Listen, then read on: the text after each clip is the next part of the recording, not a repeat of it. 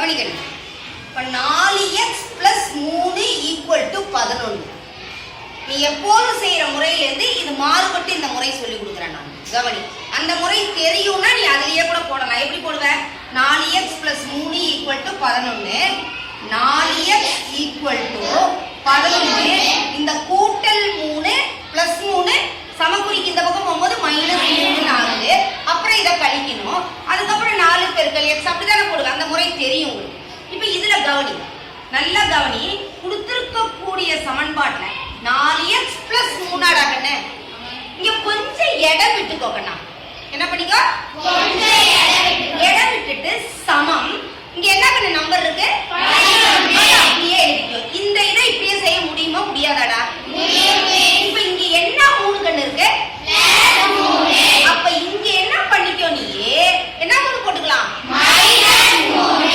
இடது கை பக்கம் -3 போட்டியா?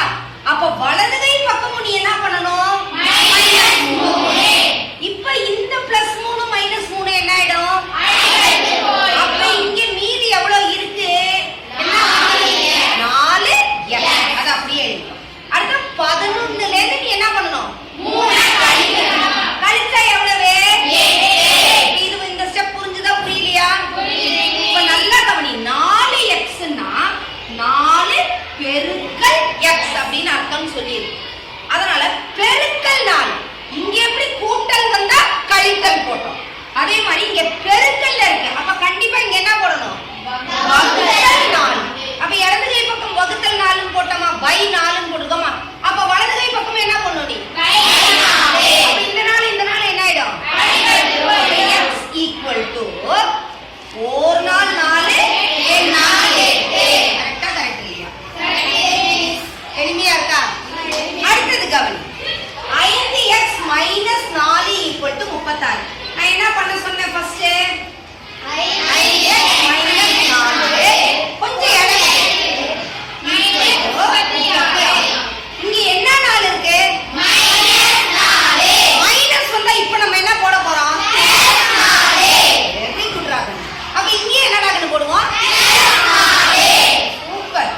அப்ப இந்த நாள் என்ன ஆயிடுச்சு? அப்ப இங்க என்ன மிச்சம் இருக்கு? 36யும் 4யும் என்ன பண்ற? அப்ப இங்க என்ன வருது? இந்த 5x என்ன குறியில இருக்குது? அப்ப இங்க என்ன போடணும்? /5 இந்த 5 என்ன ஆயிடும்?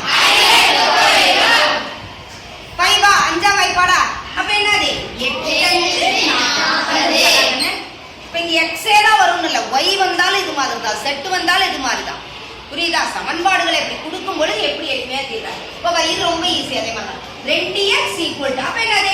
y2 கரெக்டா கட்டியா? 2 2 1 2 2 4 x = என்ன வந்துச்சு? 4. நல்லா இங்க கவனி. என்னடா என்னமோ மாதிரி கொடுத்துருக்கானே புரியலையே, பயப்படாத. நம்ம எப்போது என்ன செய்வோமோ அதை செய்யலாம். x/7 நம்ம பண்ற வேலை என்ன பண்ணுவோம்? நம்ம எப்போ செய்யற மாதிரி தான் செய்யணும். அதனால பின்னத்துல கொடுத்துட்டு உடனே பயப்படாத. +3 அப்ப என்ன 3? என்னது? அப்ப இதுவும் என்ன ஆயிடும்? அப்ப இங்க என்ன மீதி இருக்கு? 5ல 3 போச்சுனா இங்க நல்லா கவனி. வகுத்தல்ல தான் 7 இருக்குது. அப்ப என்ன 7 போட்டுக்கலாம் நம்ம?